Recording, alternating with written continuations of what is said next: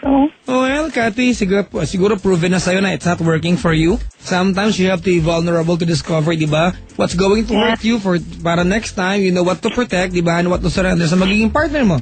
Try to reconnect with old friends, di ba? Open up sa mga kaibigan mo. I don't know if you have real friends around you na but hindi ka makapag-open sa kanila. I can only assume, di ba? But Kathy, I'm a stranger. I can only give you advice dun sa bagay na pwede may kwento sa akin. Nagre-react lang ako. Yeah, I agree. I try to be a friend sa inyo every night, mga kaibigan. Pag tinawagan niyo ako, pag inaway ko kayo, hindi dahil magkaaway tayo. Because a true friend, mga kaibigan, di ba, will not sugarcoat anything. Pagkausap ka niya. Yeah. Parang sa girly kanina, tinanga-tanga ko lang. Di ba? Galit ako kasi hindi niya ma-realize. At ikaw, Kathy, hindi ko alam kung masyado kang pretentious o talaga siguro pretentious ka. Di ba? But you know, discovering your weaknesses sa buhay na to will benefit you a lot. And you are not doing that. There's nothing wrong sa pag-iyak. May mga pagkakataon niya, Kathy, na iiyak tayo ng walang dahilan just because we want to cry. Di ba? Paghapon, makulimlim, umuulan, masarap umiyak kahit walang dahilan. Kasi normal yan. Pakit of emotion. Diba? Ang hindi normal yung tumawa ka ng walang dahilan. Ija-jacket ka niyan. Talk to him. Alright? Magalit ka. I don't know. Reconnect with friends. Open up sa mga kaibigan mo. Alright?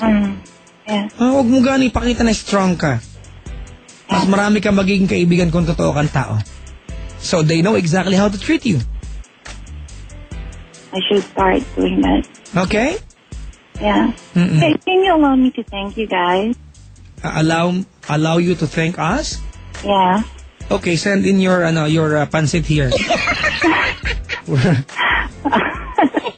want it now?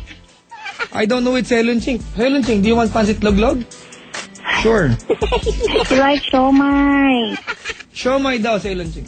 Okay, siomai. Helunching says yes.